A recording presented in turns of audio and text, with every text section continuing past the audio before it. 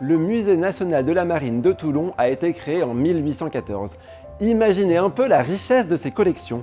Alors aujourd'hui encore, Toulon est une base militaire très active. C'est d'ailleurs ici qu'est basé le porte-avions Charles de Gaulle. Évidemment, le navire ne se visite pas, mais les équipes du musée ont tout ce qu'il faut pour plonger leurs visiteurs dans l'univers palpitant de la marine d'aujourd'hui. Christine, le Musée national de la marine a été créé il y a plus de 200 ans. Ça veut dire que déjà à l'époque, on avait à cœur de transmettre notre patrimoine maritime français. Oui, ou tout du moins de le conserver. C'est d'abord la première mission du musée, c'est de conserver toutes ces magnifiques collections qui sont issues du travail de l'arsenal, du travail des ouvriers et des marins. Et ensuite, on transmet. Toulon, c'est le premier port de guerre européen, le port-base du porte-avions Charles de Gaulle et le port-base également des sous-marins nucléaires d'attaque. Alors il y a de très belles maquettes, dont celle-ci en effet, et on se rend compte notamment que la piste est assez courte. T'es sûr que les avions, ils ont assez de longueur de piste justement pour décoller? Effectivement, on peut se poser la question, mais elle fait que 80 mètres de long, mais en fait on utilise une catapulte. Et donc on passe de 0 à 250 km/h en seulement 2 secondes. C'est hyper violent pour le pilote.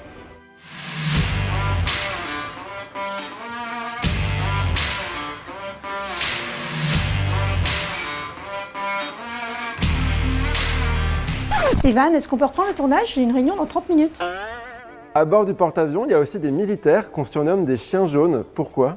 Eh bien, ces militaires, en fait, ils sont là pour guider les pilotes qui sont à la manœuvre sur le pont d'envol et ils portent un casque jaune. Et surtout, ils vont crier des ordres, ils vont les aboyer. Et notamment un ordre en anglais, wave off, ça signifie dégager du pont et ça ressemble quand même drôlement à un aboiement. Alors ici, il y a aussi pas mal de collections qui présentent le domaine des sous-marins. C'est quoi la particularité des sous-marins qu'on trouve à Toulon?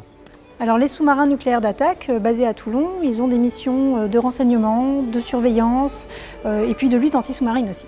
Et donc là, on s'en rend bien compte, parce que c'est quand même rare de pouvoir approcher une torpille d'aussi près. Exactement, effectivement. On a la chance de pouvoir présenter au public une torpille des années 60. La torpille est composée de 2 hélices, d'un moteur électrique et puis à l'avant, la charge explosive.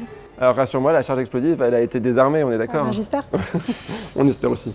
Bon, moi, j'ai adoré visiter les musées de la marine. Il n'y a pas une petite place pour moi dans ton équipe? Si, ça peut se négocier. Simplement, il va falloir changer d'uniforme. Ah bon, tu penses? Il était bien pourtant. Mon nouveau job au musée de la marine, c'est de protéger les collections. Et avec mon super sonar bionique inspiré des sous-marins, c'est super facile.